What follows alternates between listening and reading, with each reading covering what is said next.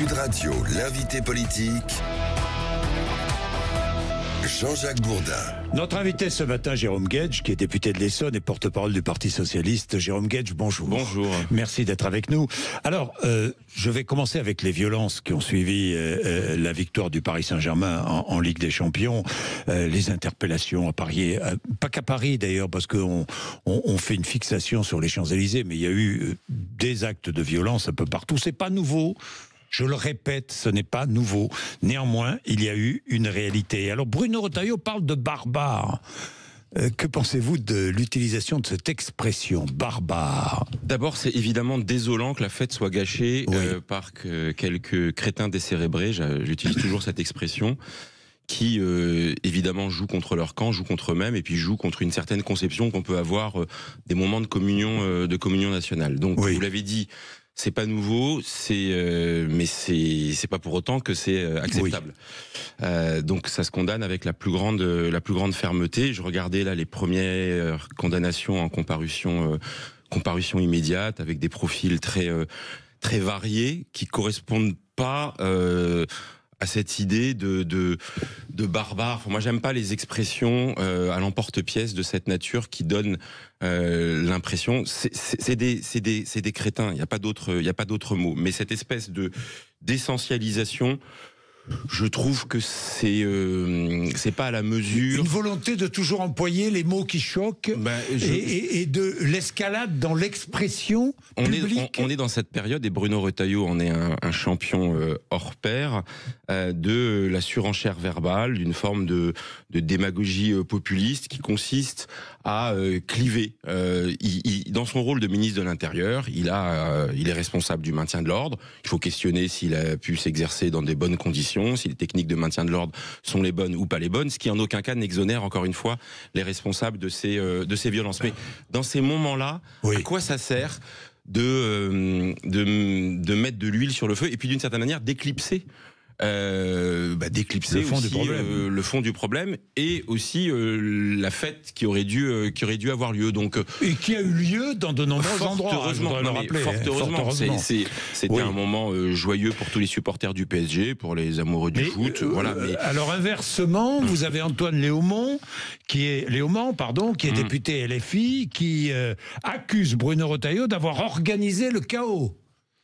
Ben voilà, on est dans ce jeu où la nuance n'existe pas. Il y a soit un Premier ministre qui aurait organisé les violences, ou en tous les cas qui aurait contribué à leur déploiement, et puis de l'autre côté des émeutiers presque pas organisés, mais qui participeraient d'un mouvement de contestation de l'ordre établi. Bon, encore une fois, moi dans la période, j'essaye d'introduire avec d'autres cette idée un peu saugrenue d'avoir de la nuance. Voilà. Donc il y a en effet un problème de maintien de l'ordre dans ces moments-là.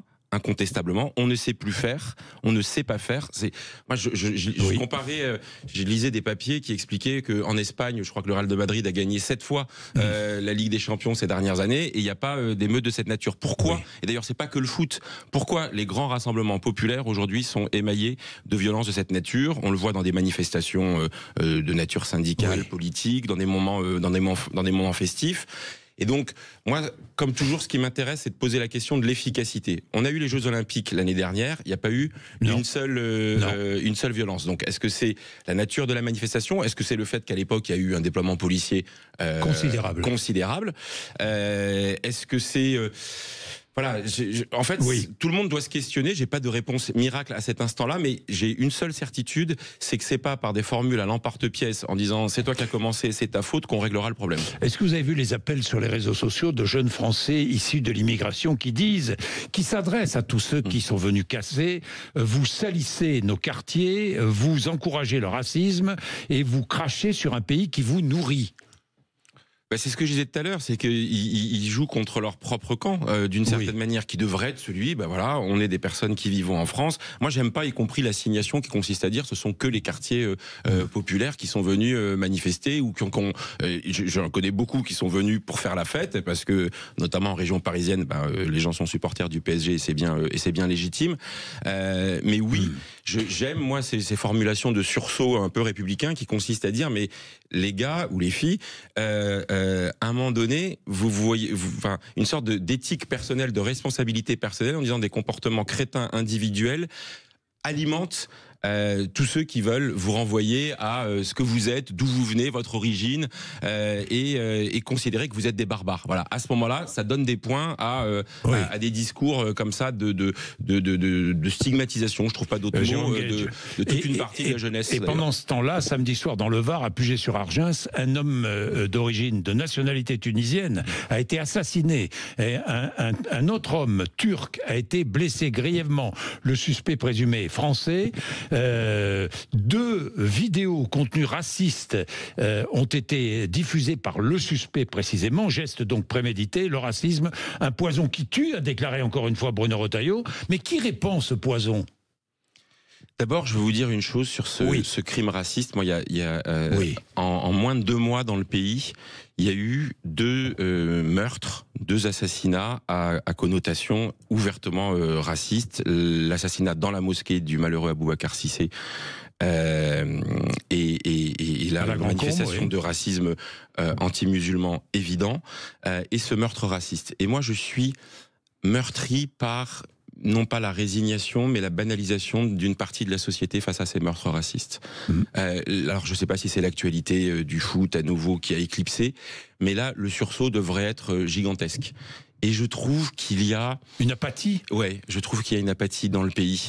Enfin, faut bien mesurer ce que ça signifie, un fidèle qui est tué dans son lieu de culte, un meurtre raciste revendiqué, assumé, avec la vidéo, avec, j'ai lu qu'il avait prêté allégeance tel un terroriste. D'ailleurs, que le parquet présumé national, innocent pour l'instant, le suspect, mais que le parquet national antiterroriste soit saisi, je trouve que c'est une bonne chose, parce que ça prend la mesure de la violence individuelle, mais surtout à l'endroit de l'ensemble de la société, de ce que ça dit. Et si un pays se résigne à des actes racistes, à la montée de l'antisémitisme, à la multiplication des haines à dimension raciale, alors on est foutu. Je veux dire, alors on est vraiment foutu. Et moi, je suis un universaliste républicain. Tout acte raciste concerne l'ensemble de la société, l'ensemble de la République.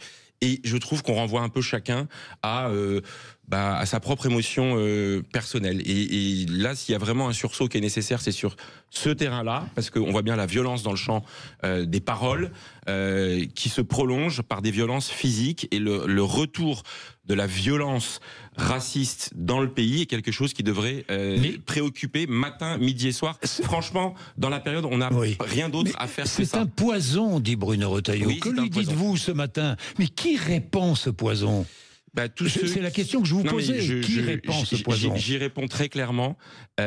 Chacun, à quelque niveau que ce soit, mais peut-être encore plus pour les responsables politiques, doit ciseler et mesurer chacun des mots qu'il prononce dans le débat politique. Et oui, il y a une banalisation, une fascination pour certains à un discours qui va mettre en cause les Français d'origine étrangère, les musulmans dans l'exercice de leur culte, l'islam comme religion qui ne serait pas pour certains compatible avec la République. Oui, il y a des mots qui, par leur répétition, forgent dans des esprits disponibles à ça, parfois des passages à l'acte, et que donc le racisme, il se combat d'abord et avant tout par une forme de non pas de retenue, mais d'exigence morale dans les mots qu'on utilise dans le débat politique. Et toutes les formations politiques, et je le dis, le Bruno Retailleau comme ministre de l'Intérieur et comme ministre des Cultes, il devrait le premier, lui, être complètement d'équerre sur ces questions-là.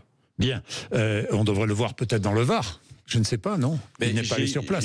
Mais vous voyez, c'est une bonne question. Tout ça, c'est des moments très symboliques. Oui. De la même manière qu'après le meurtre dans la mosquée, il fallait dans la minute se rendre sur place et pas à la sous-préfecture à côté. Mais voyez, même en disant ça, j'ai pas envie d'être dans la surenchère politique, mais il y a des symboles qui sont perçus. Moi, j'entends des compatriotes qui disent nous avons peur, et dans ce moment-là, on peut pas laisser la peur. Est-ce que vous lui dites ce matin allez dans le Var? Mais évidemment qu'il faut aller dans le Var. J'ai cru comprendre qu'il allait se rendre à l'ambassade de Tunisie. Mais avant d'être un Tunisien vivant en France, c'était une personne dans son lieu de vie, là où elle habitait, là où elle travaillait avec des amis. Et donc oui, dans ces moments-là, ça participe de l'émotion évidemment. Mais vous voyez, moi ce que je refuse, c'est qu'il y ait le sentiment d'un deux poids deux mesures, et que sur des meurtres aussi dramatiques, aussi insupportables, aussi inadmissibles, qu'il y ait une forme, je le redis, d'acceptation, de banalisation, et il y a besoin de symboles extrêmement fort. Alors justement, les symboles, je sais que vous avez défendu l'idée de d'hisser au fronton des mairies un drapeau israélien et un drapeau palestinien. Et vous avez vu le maire de Chalon-sur-Saône qui, lui, interdit le drapeau palestinien sur sa commune. C'est un signe de ralliement des émeutes urbaines, dit-il. Mais là, c'est pareil. Il ne faut pas abîmer des choses qui sont dans le débat. Moi, j'ai repris la proposition de mon ami Nicolas Meyer-Rossignol, maire de Rouen, qui l'a fait dans sa ville, et qui a la manière d'affirmer que dans la période sur ce conflit israélo-palestinien, sur la responsabilité qui est la nôtre en France comme élu, de ne surtout pas importer le conflit, et de dire la nuance, c'est de défendre la solution à deux États, et que moi je l'ai toujours été, pour un État palestinien aux côtés d'un État d'Israël en sécurité. Et quel plus beau symbole que de mettre ces deux drapeaux côte à côte. Mais je refuse évidemment qu'on invisibilise dans le débat public le drapeau palestinien. Ce serait là aussi donner l'impression qu'on refuse l'existence même du peuple palestinien et d'un État palestinien. Donc c'est là aussi, ça participe de la surenchère, ce genre de phrase à l'emporte-pièce. Je préfère la nuance mise sur la table par Nicolas Meyer-Rossignol et d'autres qui disent notre rôle, c'est justement de montrer que on peut écouter les uns et les autres et avoir une position équilibrée, ce qui ne passe pas par le fait de soutenir le gouvernement de Benyamin Netanyahou. Je le combats, pas plus que de dire que le drapeau palestinien serait le drapeau du Hamas. Le Hamas est l'ennemi des Palestiniens, incontestablement. Bien, Jérôme Gage, je vais parler de politique avec vous et du PS, évidemment. On fait que ça, de parler de politique avec vous. Politique politicienne, le PS, mais je voudrais que vous réagissiez à ce que me disait Émeric Caron, qui était à votre place la semaine dernière. Ça ne me gêne pas qu'une petite fille de 5 ou 6 ans soit voilée. Et vous ? C'est pas ma tasse de thé. Voilà, c'est pas ma tasse de thé. Je vais le dire très franchement, au risque là aussi. Mais je veux y introduire la nuance. C'est pas parce que c'est pas ma tasse de thé que je considère que la réponse. C'est pas votre tasse de thé, c'est-à-dire que vous ne comprenez pas, quoi. Non, mais c'est-à-dire que chacun a la liberté de la manifestation de sa foi et de sa religion dans l'espace public. C'est pour ça que je le dis tout de suite. Je suis farouchement opposé à la proposition qu'a fait Gabriel Attal. De l'interdiction du port du voile. De l'interdiction générale et absolue. Aux petites filles adolescentes. Du coup, met le pied, foule au pied le principe de laïcité. C'est l'année du 120e anniversaire de la belle loi du 9 décembre 1905, qui est l'idée qu'il y a de liberté de croire et de ne pas croire sans pression. La seule chose qui doit être entendue, c'est, puisque ça c'était dans la loi de 1905, liberté de croire ou de ne pas croire sans pression. Et donc l'argument qui est de dire, est-ce qu'il y a des pressions sur des enfants à manifester et exercer leur culte ? Moi, c'est pour ça que je ne pense pas que l'outil législatif qui va braquer toute une série de nos concitoyens et au contraire peut-être les rendre encore plus disponibles à ceux qui veulent les récupérer, les islamistes en l'occurrence. Je pense pas que c'est la bonne manière. La bonne manière, c'est celle de l'éducation populaire, c'est celle de la pédagogie, c'est celle de du tissu associatif. C'est pas par la manière législative brutale, parce que dans ce cas-là, on crée une ligne de fracture dans le pays. Et puis donc on va faire quoi ? On va interdire toutes les expressions religieuses, parce que si on commence à le faire sur les mineurs de moins de 15 ans, alors je suis à peu près convaincu que ceux qui défendent depuis des années l'interdiction de tous les ports des signes religieux, et en plus ils le font pas sur tous les ports des signes religieux, ils ne se préoccupent que du voile, des signes relatifs à l'islam. Et là, c'est un dévoiement du principe de laïcité. J'y suis opposé. Donc, pour répondre à votre question avec franchise, parce que je sais que je vais me faire aussi incendier. L'égalité femmes-hommes, la place de la femme dans la société, le refus de son invisibilisation sont des éléments qui sont importants. C'est une bataille culturelle, mais qui ne se mène pas avec les outils juridiques de la laïcité, parce que sinon, on dévoie le beau principe de laïcité. Jérôme Guedj, le congrès du PS, second tour jeudi, donc, vous soutenez Nicolas Maillard-Rossignol, qui est arrivé en deuxième position, 40,38%, 42,21% pour Olivier Faure. Boris Vallaud, votre à titre personnel pour Olivier Faure. Alors, Boris Vallaud, c'est quoi? C'est un dissident de paille? C'est un homme de main, finalement, déguisé d'Olivier Faure?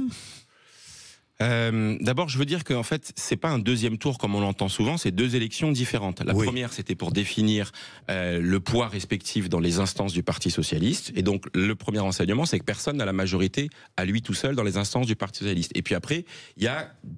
En gros, si on devait comparer, la première élection la semaine dernière, c'est une élection législative pour définir le Parlement du parti. Et la deuxième, c'est l'élection présidentielle pour désigner qui est le patron du Parti socialiste. Et donc, on repart à zéro. Et la question qui est posée à l'ensemble des militants socialistes, il doit y en avoir quelques-uns qui m'écoutent, malheureusement, il n'y a plus beaucoup de militants au Parti socialiste, on a eu 23 ou 25 000 votants, c'est quand même pas très glorieux, ça devrait nous questionner sur notre attractivité, sur le bilan de la précédente direction. Et donc voilà, maintenant c'est à eux de choisir. Et je crois qu'il y avait une aspiration au changement, et y compris les électeurs de Boris Vallaud, s'ils n'ont pas voté pour Olivier Faure, si eux-mêmes venaient du camp d'Olivier Faure. Moi je soutenais Olivier Faure dans le précédent congrès, comme Boris Vallaud. Et donc si on n'a pas été avec Olivier Faure dans ce congrès, c'est donc bien qu'on a estimé qu'il y avait une nécessité de changement, de clarification dans le rapport sur les alliances, de fonctionnement plus collégial d'un parti qui bosse plus. Donc voilà, Boris, moi j'ai pas bien compris sa prise de position. J'aurais entendu d'une certaine manière qu'il laisse ce qu'il a fait, la liberté de vote pour tous ceux qui l'avaient soutenu. Bon, voilà, il laisse liberté de vote à ceux qui l'ont soutenu. Et moi, je connais beaucoup de responsables politiques, des parlementaires dans des fédérations qui ont dit non, nous on va voter Nicolas Maillard-Rossignol par cohérence avec la démarche qu'on a engagée, qui était de reconstruire un fonctionnement collégial dans le Parti socialiste, de bosser davantage et d'avoir une ligne claire d'affirmation socialiste à l'intérieur de la gauche pour construire un rassemblement efficace. Jérôme Guedj, pas de débat public. Alors ça, c'est un entre problème, Nicolas Maillard-Rossignol et Olivier Faure. Ouais, moi je le regrette. Pas de débat public, oui.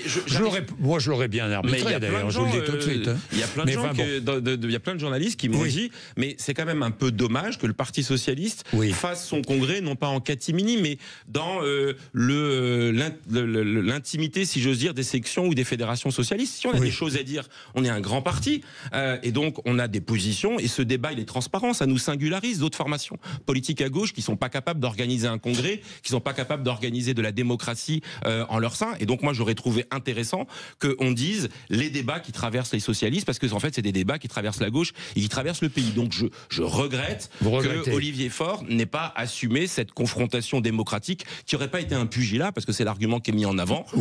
Non, on débat entre nous, encore une fois, c'est une vitalité démocratique. Je pose des questions, puisqu'il n'y a pas de débat, et je vous pose une question directe, Jérôme Guedj. Est-ce que vous craignez, en cas de victoire d'Olivier Faure, de nouvelles compromissions avec LFI ? En tous les cas, on a besoin de... Est-ce qu'il n'y a pas de clarté? Est-ce que selon vous, Olivier Faure n'est pas clair? C'est une des raisons pour lesquelles j'ai soutenu, avec d'autres, Nicolas Maillard-Rossignol, qui a d'ailleurs fait un rassemblement avec des gens venus de toutes les sensibilités du Parti socialiste. Et ce point-là, c'est pas l'éléphant dans la pièce, mais quand même, il y a besoin d'être certain qu'au moment des prochaines élections municipales, comme au moment de la préparation des élections législatives, je ne sais pas s'il faut utiliser le terme de compromission. Moi, je considère qu'on ne peut plus avoir de fréquentation d'adversaires politiques à gauche qui nous privent de la victoire qui est essentielle contre le véritable ennemi, qui est le Rassemblement national, qui est la fin, et les autres compétiteurs, qui est la fin du macronisme déliquescent. Donc, à un moment donné, pour nommer les choses, la France insoumise est un boulet qui plombe la gauche dans son travail de reconquête. C'est malheureux, mais c'est ainsi. Je suis le premier à le regretter. Ça aurait pu se passer différemment. Mais quand on en est arrivé à cliver, à conflictualiser, à brutaliser le débat politique, comme le fait la France insoumise et Jean-Luc Mélenchon, force est de constater que ça ne marche pas. Et donc, là, oui, il y a besoin d'un parti socialiste qui puisse dire, écoutez, nous, on a des choses à dire, qui n'est pas le programme de LFI, moins 10%. Oui, mais c'est qui n'est pas aligné sur cette manière de conflictualiser dans le débat public. À gauche, il y a débat. Hier, une nouvelle fois, Marine Tondelier a lancé un appel au rassemblement. Je la cite, le 2 juillet, il y aura une réunion de dirigeants de gauche. Vous irez d'ailleurs ? Pour l'instant, le Parti socialiste n'a pas pris de position. Ce sera d'ailleurs un des premiers tests pour la nouvelle direction du Parti socialiste et la nouvelle majorité, qui est de dire...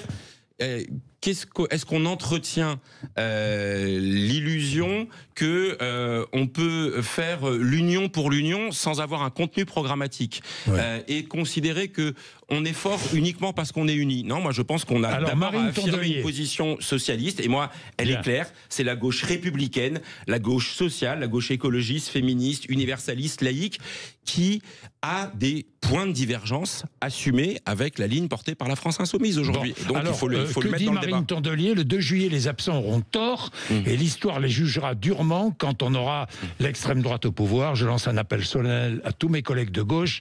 Il faut savoir arrêter le jeu des 7 différences et placer son ego au-dessus de l'intérêt général. Les valeurs, les principes, la vertu républicaine, en dessous. Ce ne sont pas des querelles d'ego. Voilà. Moi, je pourrais inverser, mais je veux pas jouer au jeu de la petite phrase avec Marine Tondelier. Mais je voudrais inverser, c'est-à-dire que on part d'une clarté sur des principes, sur des valeurs, sur des exigences démocratiques et républicaines. Et là, on arrive à reparler à plein de gens qui disent non mais moi c'est pas possible. Je peux pas accepter qu'en permanence on soit mis au pied du mur, parce que c'est un peu ça ce qui se passe avec une partie de la gauche. Et encore une fois, je le redis, c'est inefficace dans le débat politique. Deux choses, Jérôme Gage, pour qu'on soit clair, il y a 2 élections qui arrivent.